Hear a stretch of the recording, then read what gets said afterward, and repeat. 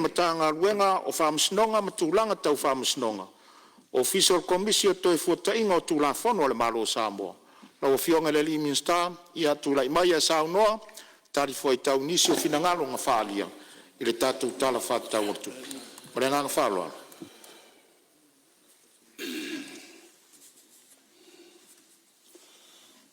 Pātai na o fionga le whangatalai mo lo wa mnoa. E ili manatu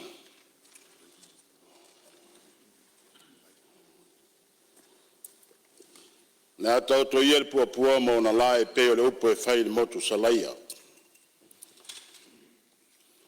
Ma mapuange ilango e kapkoa di seu. I onga maunga kuku mo nga kua sivio.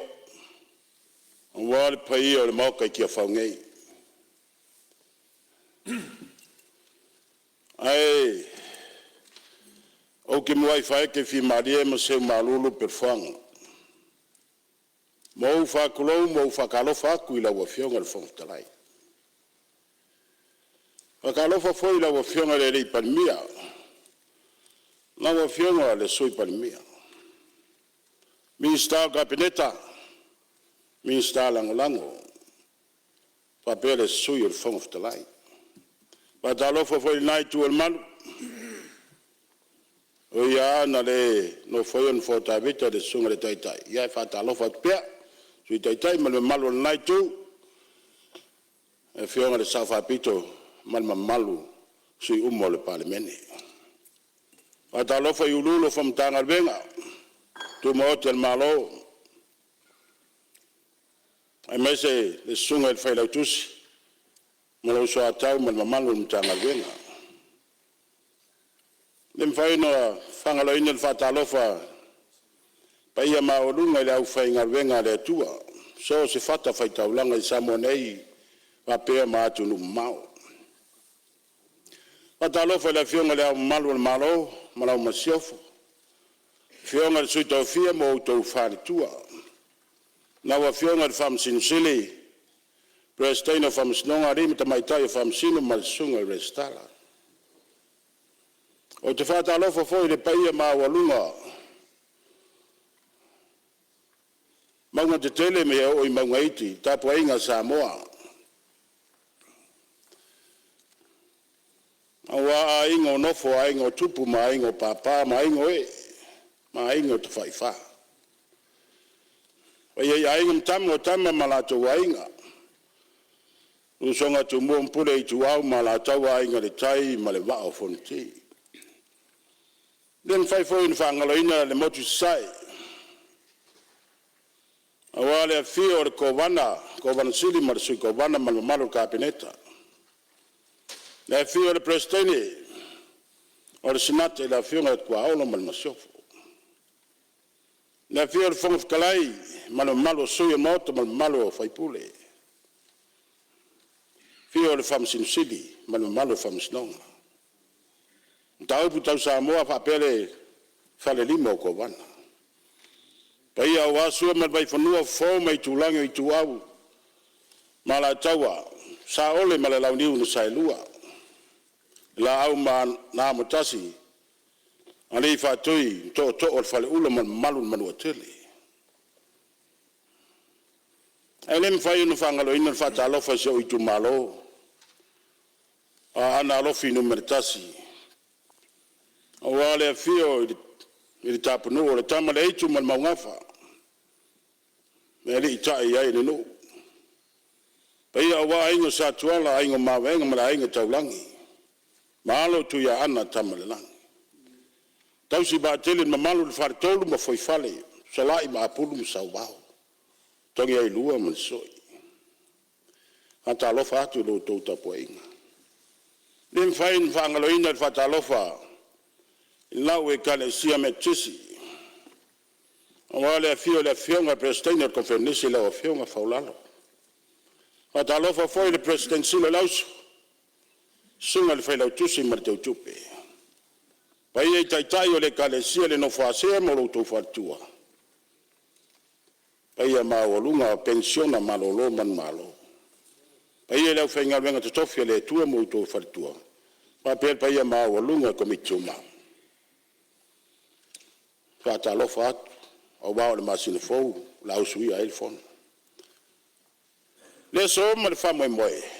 La wo fe ngal fon talai. Malo tau tai las. De awa fa solo la non fa. Ya o tu mo pele lo fa mala le yo le tua.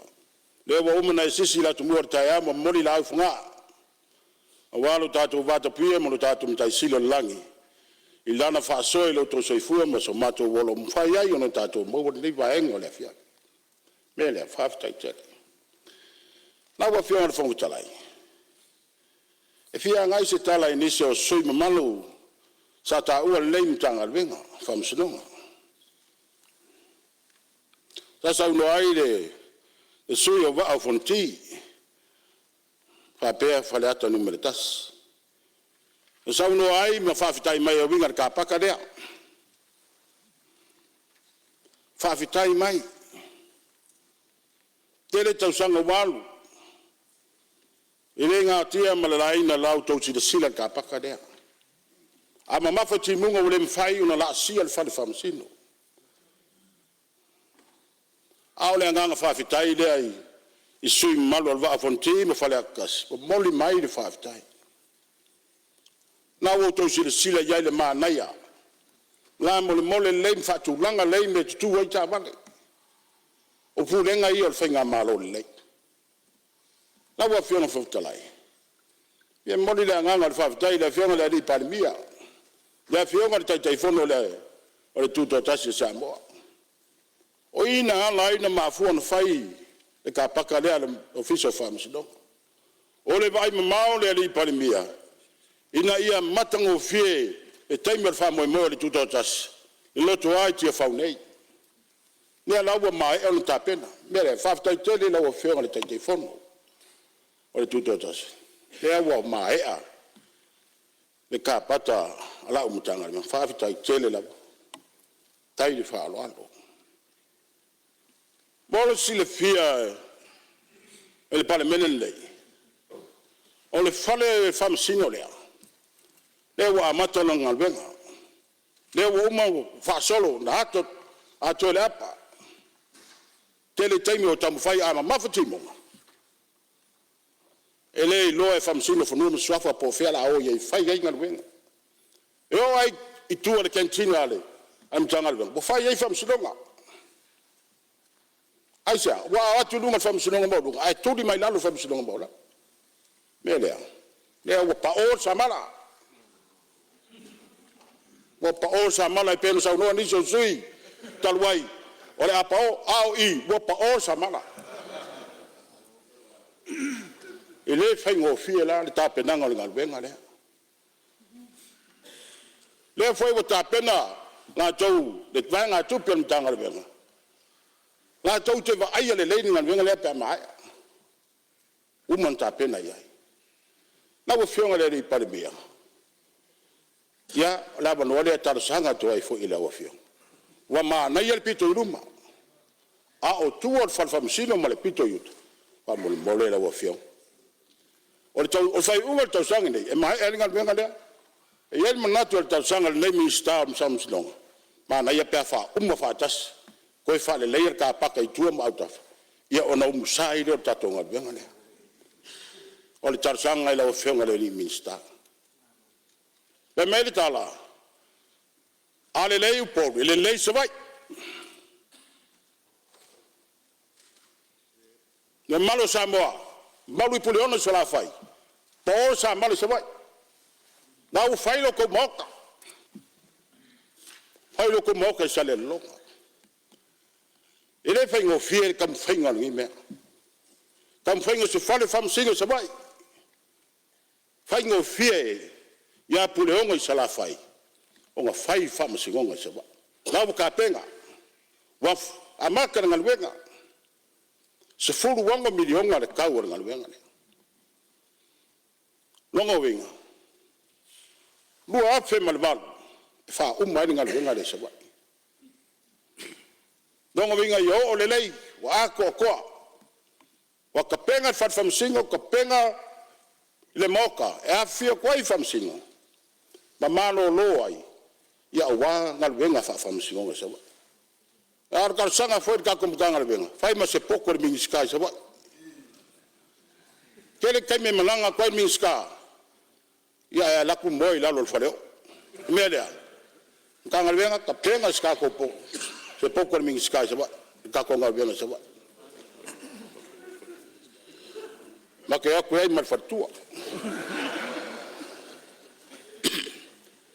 Na fele ba fonti. Mal malu ya la. Ya malia fenoha la ufiongor minsta. O tulai mai te malo. Sa no nga le fiongor le minsta le sitar sanga va popole o to mai. O lau talo atu. O te pisa tele la fa longo mai lo au ma. Malae le pule te utu e pisa foi tatou talo lo ir tala ngol palme. Ai fai mali se mai ale e lo te mole si Singapore e fa ka moloko lo mok. Ya malo faftai ya fa wau sa noanga la ufiongor minsta. Ano faftai o fiongor talai. Dai la fiongor le palmia. E o lau de to pisa la sebe. Ala fa longo mai lo au ma. Na o fiongor fong talai. Na fere saunoanga va fonti. Ma le suia fai pule o fale alupo. Le vai tamaina o whanau o Samoa. I le se mta upu fau mta upu lea. O le mta upu o leba. Sa fai ele vai tamaina o tamaiti Samoa. I o tatu wa inga i New Zealand. I o tatu wa inga Samoa New Zealand. Taso longa le lei me uma. Ei se me o fale ton. Peita yane o le tau sangan tendei. Sa tau fia i New Zealand citizen ino tamaiti lo vai tamaina atu. Ona yeile mafuanga. O tatu wa inga New Zealand vai tamatu walo mfanau si o tatu watunu. Walele leile tau singa. Wafai ei wina makanga tulou fa fonga. Fa pulonga fai yalo mfanau o tatu watunu. Lela lea na poloka i New Zealand. To e fai feu tona inga. Tau sanga lente nei na malanga tuari tatu mtanga venga famsinonga. Loia sili. E wa pelo fiso tinam tameta. Feu tona i malo New Zealand. Masina fou. Lela atu e malanga mai ele malo New Zealand. To e ilo le lei tu la fono mo to e fai le lei. Fai nga fa vai. Ya wale vai ta mai no alo mo fa na o si o tatu atu. Ma to e sai ni ale fa nga. E fa wa wai. Le vai ta mai no to mai. Ile masin fou. Na wa fionga le fonga futalai.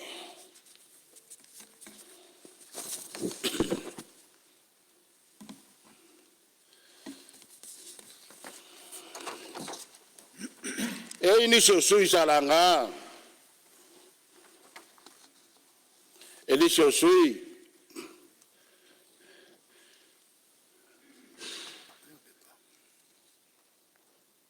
Le sui me malo sanga ngatot. Tal sanga inai. O se Tofi le wa la baia. Ese mai le Tofi le ale tele. Wa fa ma wina finalo le sui mamal. O nem taup. E pe ona na nga de su malu e afi ai tua o yo tu malo palota ai mo silfio le nei parlemene wa mai ona to fier capineta or comito tua o i lalo tu la fono i tu malo palota ile luas lua afe sumrei e ngafa male ilo ina o tua o yo tu malo palota o lo o ye nei pe to i foi le vai ingo fale anu sama sani mai ai le la wa maton fata auto ngal venga committee tua oi o mai e foi lo longa al committee ona tuina mai le poti fata sai ma teutenga ile tu la fono o tu malo palota al parmene e to tono le valu masi na wa fionga al fono talai Ala nga foi ele sui fa sale le anga numero tolu. La ia sau noa mai ai, malango ina ngalo na au mai le ipoti o komitio fa pale mene, o whainga palota. E tuina mai ai le pale mene le paia inga mna vai atu. Fa pea ia ma oti no fo pule ono, sara fai. Nono winga, atu mai la ia fa sale le anga tolu. O le ama oti le no fo sa fotu la fai. Ma oti foi le no fo sa pale. La wo fionga le fongu talai. Ma le sumi malu. Ua wha mawina laufi ngalo. Ona whai lo atu lea. O lea wa Tofi le kabinete o komiti o tua oi o le tula fono. E ngafa ma le toe ilo i le ina tua oi whainga palota. I le 5 sumartasio o lo iai nei.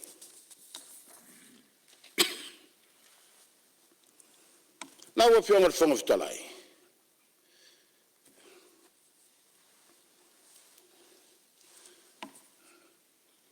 Ole o komisio whainga palota. Na sauno i aise tasio o isu fono vai monga wha. E winga i le vave o na tuina mai o le ipoti al komisi sue al parlemene. Ina ia lava se taimi e ilo ai ma sufi ai fin ngalo al parlemene. Wha tai tele mo le fautuana. Ma ua wha mawina le fin ngalo o le sui mamalu. Lawa fionga le fangutalai wha pea le mamalu le fono. Ua mai ana Tofia le kabinete o komisi sue o le whainga palota lua o lima. O le ngalwenga Autu o le komisi sue o le lauli wina o le tula fono o le whainga palota lua afsui. E tuina mai ai fautuanga tale whengai mo le teutewina o le tula fono o le whainga palota.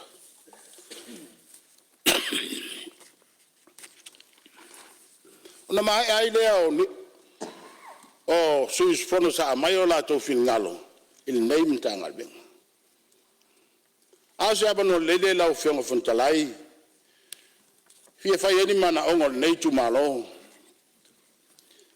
Aana Alofi ni mertasi mo le ile nganga faftai la ofionga me sta Tupe faftai vai mamao fontalai Ia, mai tau atu le ofionga le minsta, ia olo tu lai mai whau la vea, ia la ala fo atu le avanoia whasale le angatop. Haftai tele la ofionga mule avanoa. Te fui la ofionga le minsta. Hamas nonga e se fui whainga parota mo forsanga ma. Manino mani matango fie. Le e, haftai fui le weta no tonu mai atulanga leo le. Walua ino Tofi le tu malo. E pa wale vayang mun muri le wotu e mawatu i lau saunuanga. O leo wai e le komiti lea e wa ia tua oe whinga palota lu olo lima.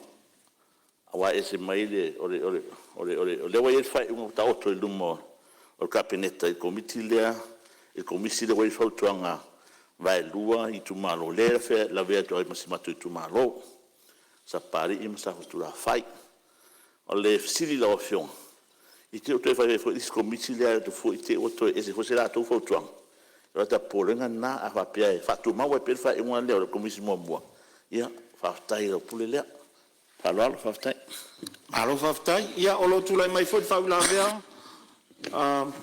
Vai maunga wha, tu lai mai sauna. Faftai tirero fionga mule avanoa. Faftai foi mole saunoanga malmalama le fionga le minsta. Ia ole ala tu lai lau fionga. Faftai tirero tu ina mai li poti ale official commission of whainga palota. Ta uaio whamaunga ia ua moli mai lato li poti. Le whaafsiri lau whiongono le sa noa ua. Leo mai a Tofia le komiti o tua oi. E walu maasina le na ua sa noa le a whaatino le lato ngalwenga. Ia o le lalana o le tu lai lau whionga. O le mtawha iau o le komisi o whainga palota.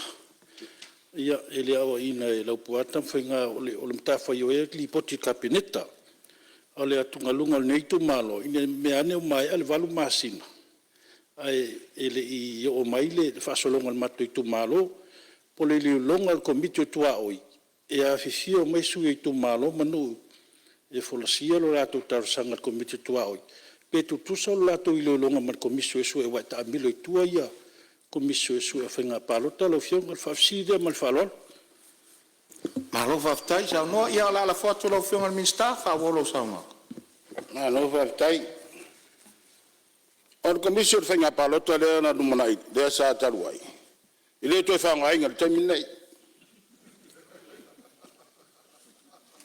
na fa tonu watu me fai e sa me bo anga ia fai ile lango ingel fai malo me lo ka ko mangingo ile ko fa ngai nga le anga umma kofi anga fi commission fenga paloka e koi lo inonga kula fongo o fenga paloka wa kele kula fongo ile makango fie le ko sila yo marka mingai ai fai famsingo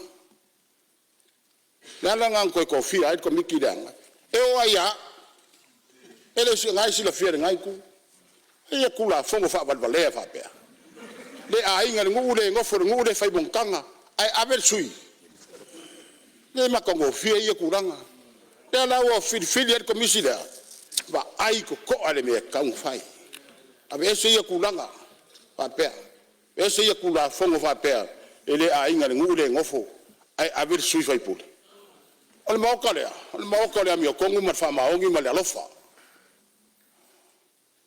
na kanga venga ko fa fongo mai au wangi se ser ko fai ungal maokale fai da mi kongo le kua molo ko sila fia lai pula fa pe fongo le kua ya ke ko fa msingo au wala ko kisasi ai ma ko fa kamala ai ala sila le kua o se kalinga la ofenga ai la fo mai lo finga kau ko mai lo finga o le ai so fuor ko inga kau ko mai ala so fuor vele va kai ya mali finga lo le o lo tu la ya tu tai malo sa no la ofenga al pandi ina nei pese fatu se awal fa polea ona na ya lo mea tulanga lo ia na vala umal committee foude afio mai tala mai ao ono nele tu aile amataina le ngalu ngal committee da eta tauna la tu sila fia lele meolo to ile fina ngalo ka peneta male malo male meolo yele li mataita ina ele komsino fa nga palota wa atato won il telefasero pitu ele fato a Paulo sa committee o fai bela vantato sa mai in history o malor paloka fai committee ya nei fesu ye ngom oka wa matua itu la yel tu la fono fa nga palota wa tele ai mo fa fitau di vai o me atato temini iva masina taluna umal fa nga palota tele tato la to fa nga palota to fa unga to lelo lo mais fa nga palota do o afela la umai nei watatau ona fai ia inga fa muta o malor palota fai ni ia inga fa muta lo tu lo lava le tau sia le Upolu o solinga tu la fono ai fuore fai unga i lungo le te leo le afianga on tau te muso tau atu le fai unga tu lo lava e le sa fai ile sa vem sui parmia ma le fionga ya tu lupe auto vai le unga le fa solo te minni fuane auto le mamafa me fa salanga se lau lima sutala ai ave se le no fo ave se sui parvia oka e ngonga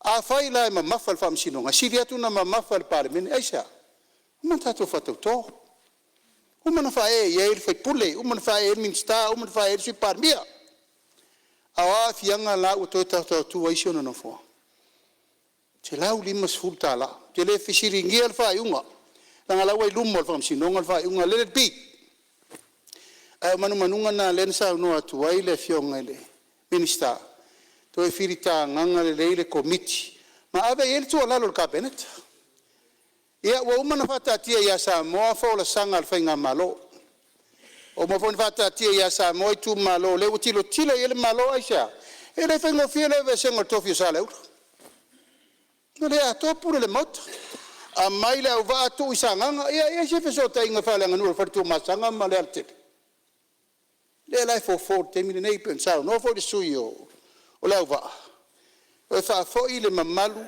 o tu malo fa langa no ile fa langa no a mai tu malo le safa nei vai mo tasi lua tolu fa le ata tasi lua tolu fa tu lo lava le pa io sa molo afio mai tala mai ao. Ao ina, ua sai tia ila lato ai a te tau. Nao na palota, ele me whaina o le palota. Aola na fono tu lau lava lau fionga le tofale ngā matua. A fono le kua matua malona i tu malo. Ele me whai e tangata nei no, mai so sofa le fono tanga nu. A fono foi lau va. Ele me whai e le isano, mai so sofa le no fonga o. Leo ta penai le no foa tu taulanga, mo mai maunga, ma whaleata, e hanga i tonu ala tangata nei sa o loto i la tau, i no foanga nu ule ma vai, tu lau lava. Ai whaalenga nu wai tu malo, lo wai tu manga whaare tu malo. Ia wata te pole, o le tasira nā mafu anga na manatu ai le cabinet. La whata atia le term of reference, ina ia lima taita ina le ia la tō ngaluenga. Ina uala nei tupulu mele, ua tu ma, ai ma ia au. Ono mai lo lema, tu lo lava le komiti le ulanga lewa, leo forsia le mota. Komiti le na umanei, ya, e se mea tasi o lato fautuanga na whao ngā parliament, le aima se mea. Ono le mea lana, ai lafa mari whātua tuanga. O le mea utusia, namula uru, o tuisia lava. Ina nei te ua vai atua e pole vale nei, te ua misi lo va amale. Man wha mai, moi wha pena fo i le no fo le whale vai mongo, man no fo le whale ata. Ai tatia mai, o mana whai loa i mar komiti, ma ave i air whautuanga al kapenet, i le mea anga, i le lato ngalweng, mana ngang wha lolo. Malo, whaftai a soson mai lo whionga te te malo, ia tuatu lewa no lo whionga minsta, whawau lau saunua. Whaftai, na wa whionga whonga talai. Whaftai foi, saunua le whionga le taitai o le malo, ia e whaapula nisi i vaengo o lau forsanga. No mai le sumanatu, na wa whionga le minsta, o tupe, tele tautai o le vasa. Iei tautai o le taito o malfisanga o matangi. Iei tautai o le ave pe atu le au i vasa. Ai le i... Saunoanga. Whawawina al saunoanga, ia ele tofia ua vai rupeina al saunoanga lau whionga na minsta. Taloai o tatu o mai foi le malo longa o tau foi na whaise whaasini ngā manos. O le a whawau lau fo le sanga manino, ma le matangofi. Pea tatou foi mai malolonga o le fiafi. Se taurumanga le fono au foi tula fono, mo le malolonga, o lo sau noa tari foi tau le fionga le minsta o whamsnonga, a pūlenga tau whamsnonga. Ia, o te tāpalo fionga mo le whao wino lau sau noanga. Longa fono. Ia, o le tula i mai whao la vea, whale a te tolu, ia se tua tula avanoa. Tai lewa, lau fionga mani mtanga luenga hoi, o ale tau singa fai fai peo, sui mamaru al parlemene mani. A tō ngā lue o ale tātou sunga fono, a malo whaftai. Ina si vang pupu alea, lau fionga le mista, whaftai, mis hoi le, soswani mai ele, tai el malo. O le komisi lea, tō fo i o komisi le fai e tau sanga umar pia mai a palota. Mai o le tala sa tātou masana fai. Alang fa le kong komisi, o ngale kene ku i eiga kan hol palok, fai inga. Ia ngā mai leo kam fai a mi milo le, ia le lipoki. Fai o leo komisi le ang fai karo ingi. Ia kukua i ngā o kangaka ele i hogi palok. Kufu intanga tata mamai fai fai longa maulunga, lewa ngā luen malo. Ia mai la ko lipoki. Ia ngā usaungo, ia me se meng fau ngain. Al mela le fi si de kwai lau fiong. Le ua pasia le komisi fo. Ia pe mo singa vangoa se i. Ma ko kilo iai. I pe mo ma ko lalo. Ia pe ama fai. Fa lo inga fina ngalo le i lau fiong ele. Ia se komisi su. Ma i vai fatino. Ia wa ele kai o mai lisi finga palok. O al mela vole le kinga vesika ko wa e ko i o mel ka komiki. E ko i o mel palming. Ngi mea. Ia mal fa la fa Ja, maar of hij zou noorden sui, ja, toen hij met of jongen min sta. Maar of hij nou of jongen van te lei. Leo of hij ja toen sui of falata. En wat hij zingt van een nieuwe eigenaars, met de 50 tele wa mau fos malos. E fa wa la nga anga merkas. Lau, faleta numero tolu. Sa ta fe pasia I an le la, fa me lau sau noanga. Na oe ar sui e le isa ufala bilabe. A le wai fala bilabe le la sol nei. Melea, sa de tauna e tu mai. Ai mo le fa mara mo le o tu langa lea. Komisi o sue. E Tofi I lalo le tu la fono komisi o sue. O lana mta faioi Autu. O le lauliwina o le tu la fono o whainga palota. I le lua se fulu ma le iwa. Lua afe se fulu iwa. O le komiti o le tua oi. O le komiti o tua oi e Tofi I lalo le fuai uputolu o le tu la fono I tu malo palota. Lua afe se fulu iwa. O lana mta faioi Autu. O le ilo ina o le tua oi o tu malo palota. O le ngalubenga le komisi suesue ma le komiti o tua oi e whaatino I tutonu o le walu masina. O na tui na mai lea I le palemene. I lana li poti mo le teuteu inga tarwhea ngai. I le tula fono o le whainga palota. Ma le tula fono I tu malo palota. Ia, o le talina, toi whamamlama atili lea o le vaenga lea I le komisi whainga palota, ma le komiti o le whainga palota. Lawa whionga le minsta. Pea na whai atu tara le teinu o sola. Tele tautai o le wasa. Me iai tautai o le taitoa ma le fisanga matangi. E iai tautai o le ave pe atu au I le sa. Nga le wingo I etala. O ea o le tautai. Tautai o le wasa. Ne au o le whaasoa matanga le wenga le malo. Wa tofu foi le ia masiang ngongo. E whaasoa soa a wale atina ina o le tumalo. O matanga le wenga.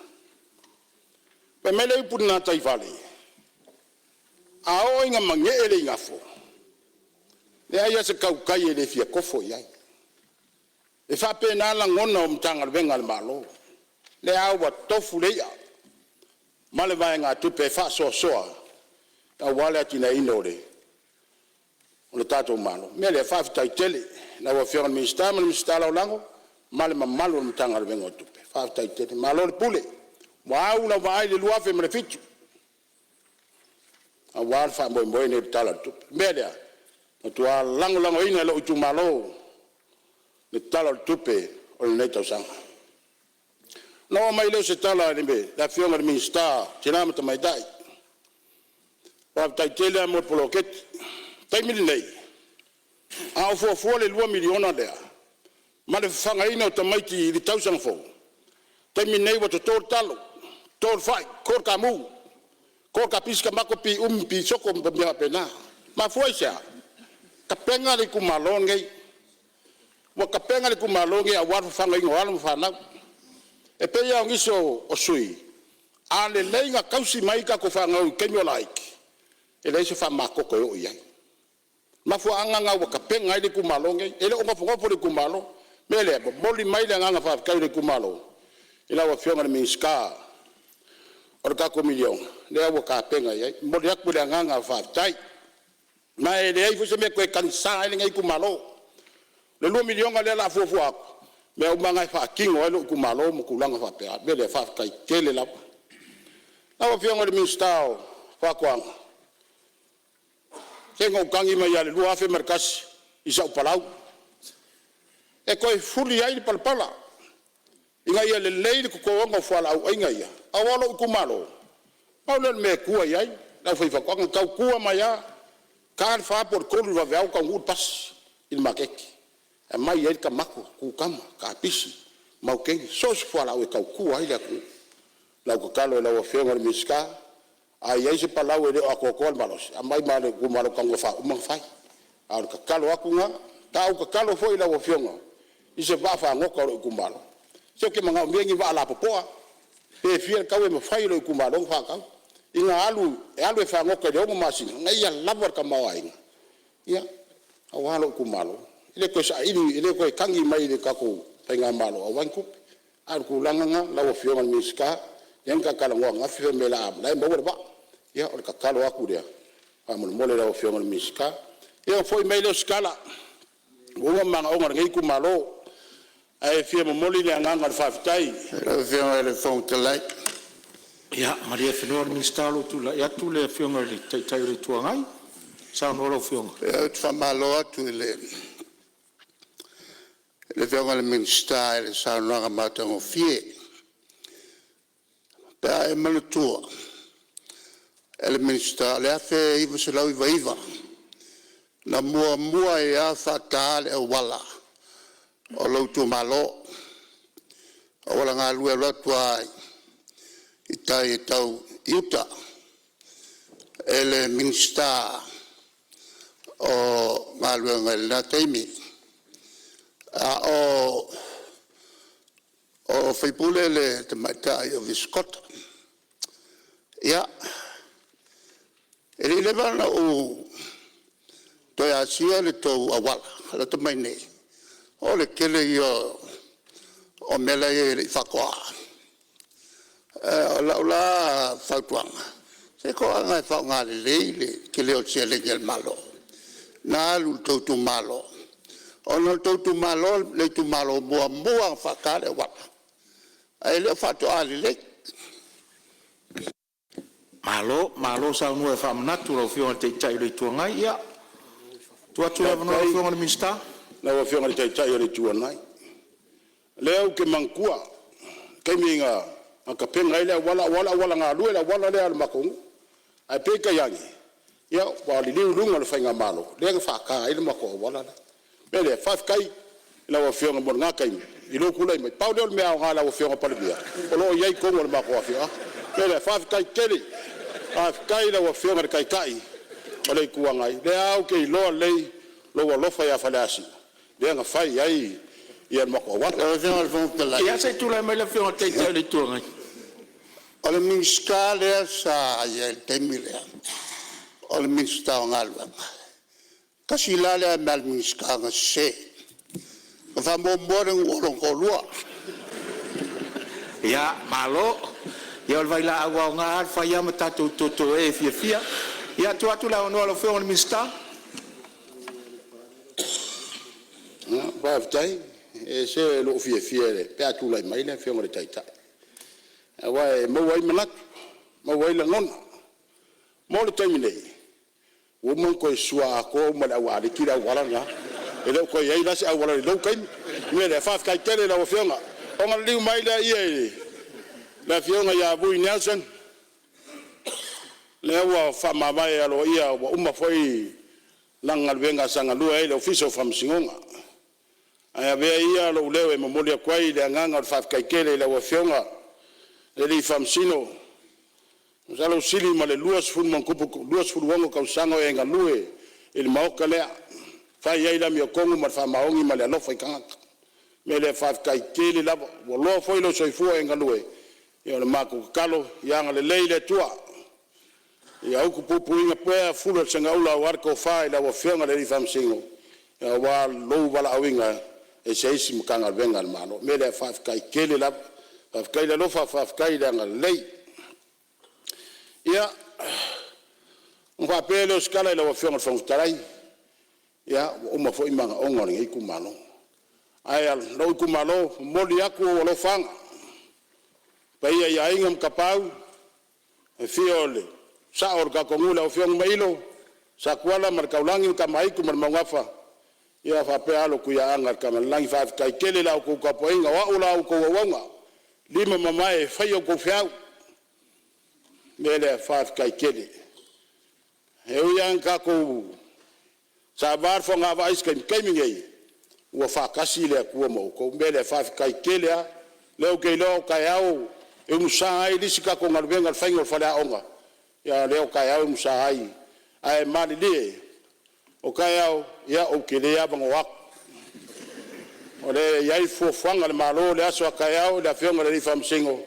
E whamaro lua kufai o kou e mangkuat whai pule mo le aso akaiao. Ia ang leile tu e la wafionga, whangaftalai. Ia wapea la wafionga le li parimia. Ia le televivi ia tu pe o te selu atu la wafionga. O lau taimi nei. O e o le valo anga le tuana Tofi te wa aia Samoa mo le nei vai tau. Awa o le upumoni. Fas fulu tau sanga tai e mose le nu'u Malae. Malanga i Salaelu. Tele fait. Tele fa fitau rin tup. Foi mai mose i lunga le salu tatalo. O sa wa sui me o fai tangata. O tapua ia tua na fau. Ale so on lawa fionga na bala o ina le tua. E te tai ia Samoa mo le vai tau. E fa va vaula no foinga. O le Upolu an mi stau fam sinonga.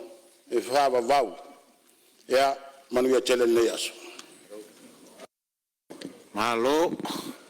Malo le fola le wo fionga al minister mtanga luenga o fam sinonga. Ia matulanga tau fam sinonga. Ia msalo le wo tali uma fau la vea au ne finangalo na falia. E uia tuai la wo fionga al minister mtanga luenga. Ia talo. Ia fa manuia le tuai la wo fionga al minister. Me se foi do office sili mal mtanga luenga al fam sinonga. Langa tasi le pila se su e le amiotonu le tua. Ia o e le office of fam sinonga le fai ngofi. Fai unga fai. File mua le tunu fia fia on tangatanu. Ai maua le vi ingo le tua. Fa manuia i le officialia mai se le office of fam sinonga. Ia il fam sinonga mawalunga fa pe foi fam sinonga fanua masuafa. Ia matulanga tau fam sinonga. Malo fa aftai sauni.